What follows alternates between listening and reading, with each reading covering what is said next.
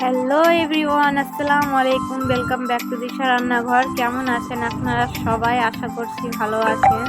তা আজকে রেসিপিটি করছি হচ্ছে মাছের ঝোল, রুই মাছের ঝোল করছি আজকে। তো চলুন রেসিপিটি শুরু করা যাক। তো প্রথমে দিয়ে দিচ্ছি হলুদ গুঁড়ো আর স্বাদ মতো অল্প লবণ দিয়ে ভালোভাবে একটু মাখিয়ে নিচ্ছি। তারপরে ঢেলে নিচ্ছি একটা কড়াইতে তেল। তো তেল গরম হয়ে গেছে, এখন মাছগুলো ভালোভাবে ভেজে নিচ্ছি। তো মাছ উল্টে পাল্টে লাল করে ভেজে নেব, খুব বেশি লাল করার প্রয়োজন নেই।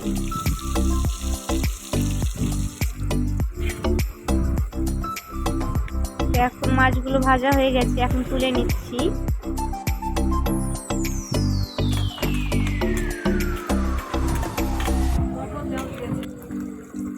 তো একইভাবে আমি আবারও মাছ ভেজে নিয়েছি।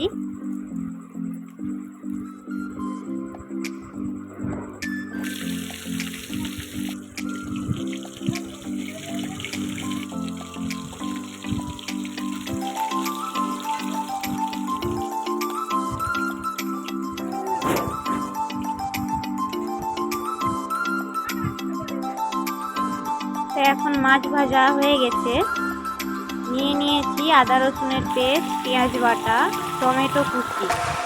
এখন একটু এগুলোকে তেলে ভেজে নিচ্ছি। তো এখন দিয়ে দিচ্ছি হলুদ গুঁড়ো, মশলার গুঁড়ো, স্বাদ মতো লবণ, একটু লাড়াচাড়া করে নিচ্ছি। আর এই দেখো টমেটোগুলো কিন্তু মিশে গেছে।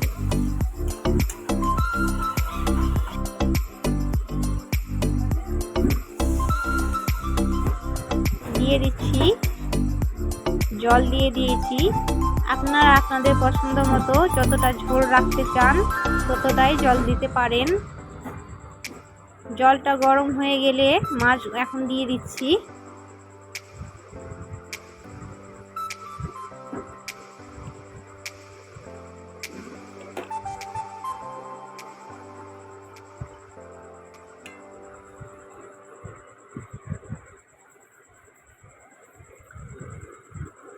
তো এই দেখেন কত সুন্দর মাছের কালার চলে এসেছে।